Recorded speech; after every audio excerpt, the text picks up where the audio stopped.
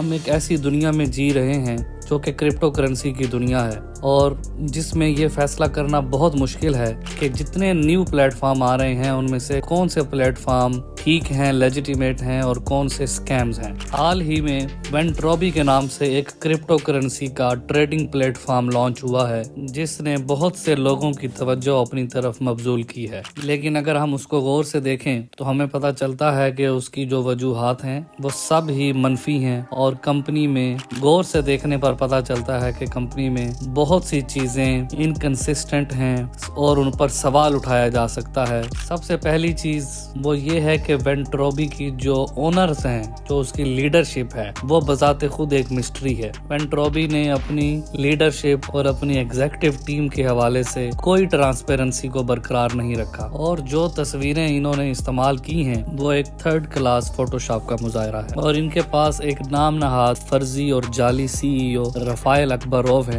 جن کا تعلق صرف اور صرف کمپنی کے مارکیٹنگ مٹیریل تک ہی ہے۔ بہت سے لوگوں کا یہ ماننا ہے کہ رفائل اکبروف صرف ایک ایکٹر ہی ہیں، اور کمپنی کی زوم میٹنگ کے درمیان رفائل کا انگلش نہ بول پانا بھی اسی بات کا ہی ایک نتیجہ ہے، تاکہ زیادہ لوگ ان سے انگلش میں سوال نہ پوچھ سکیں۔ First of all, I would like to apologize everyone because I don't speak English. بہت سے لوگوں کا ماننا ہے کہ کمپنی کے اصل مالکان ٹم ویڈر اور جوش برمن ہی ہیں، جو کہ بظاہر اس کے مین پروموٹرز ہیں۔ ٹم ویڈر ماضی میں بہت سے سکیمز کو پروموٹ کر چکے ہیں، جن کے اندر میٹراڈکسس، کیپیٹیلیم اور ایتھر کونیکٹ ہیں، اور ٹم ویڈر کا تعلق یوکرین سے ہے۔ بالکل اسی طرح جوش برمن بھی بہت سی فراڈ سکیمز کو پروموٹ کر چکے ہیں، اور 2023 میں ٹیکساس سیکیورٹیز بورڈ نے ان کو سیکیورٹیز فراڈ کے سلسلے میں نوٹس بھی جاری کر رکھا ہے۔ اب بات کرتے ہیں ہم ان کے بزنس ماڈل اور ان کے کمپنسیشن پلان کی۔ وینٹروبی خود کو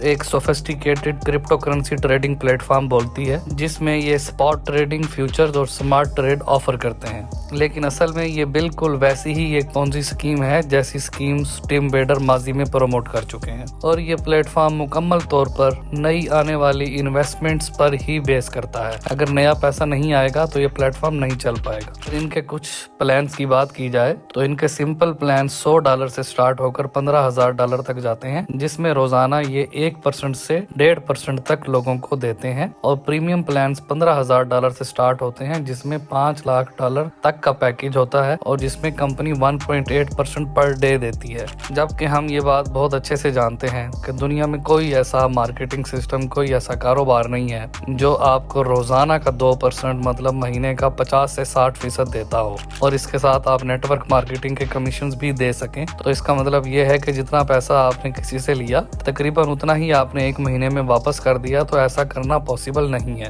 اگر ویب سائٹ کی بات کی جائے تو ویب سائٹ پر بھی بہت سے سوال اٹھائے جا سکتے ہیں، جیسا کہ انہوں نے اپنی ڈومین کو بغیر بتائے ہی چینج کر لیا ventrobi.com سے ventrobi.io پر، اور ان کے who is ڈیٹا پر اگر دیکھا جائے تو کمپنی کی کوئی اونرشپ نہیں پتہ چلتی، کیونکہ کمپنی کی اونرشپ کو ہائیڈ کیا گیا ہے۔ اگر ان کے MLM ماڈل کی بات کی جائے تو وہ 13 رینکس پر مشتمل ہے، جو کہ سٹارٹر سے سٹارٹ ہو کر کنگ رینک تک جاتا ہے، اور یہاں پر آپ کو 10% تک ڈائریکٹ کمیشن جو ہے وہ آفر کیا جاتا ہے، اور 8 لیول تک آپ کو نیٹ ورک مارکیٹنگ کے کمیشن دیے جاتے ہیں۔ اسکیم ریڈارز کی جو فائنل تھاٹس ہیں اس پروجیکٹ کو لے کر وہ یہ ہے کہ یہ پروجیکٹ ایک پوٹینشل اسکیم ہے، جس میں کمپنی کی لیڈرشپ کو چھپایا گیا ہے، جس میں کمپنی کی ویب سائٹ پر بہت سے سوالیہ نشان ہیں، اور کمپنی کا کمپنسیشن پلان جو ہے وہ ہائی رسک پلان ہے، جس کو ہائپس کہا جا سکتا ہے، پراپر ایک نیٹ ورک مارکیٹنگ کمپنی نہیں کہا جا سکتا، اور جتنا ریٹرن یہ دے رہے ہیں وہ دینا پاسبل نہیں ہے۔ تو اسکیم ریڈارز کے مطابق یہ پروجیکٹ بہت ہی جلدی لوگوں کو اسکیم کر کے